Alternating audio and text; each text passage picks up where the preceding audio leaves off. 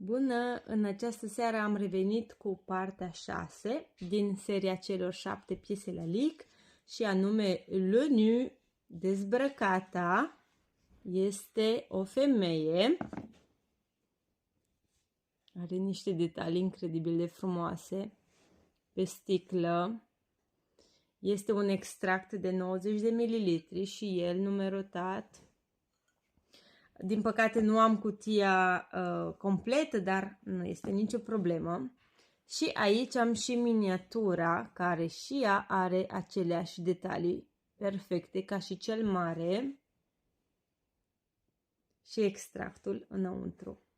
Mâine o să revin cu ultima parte din această serie și doresc să vă mulțumesc tuturor dacă m-ați urmărit deja până aici.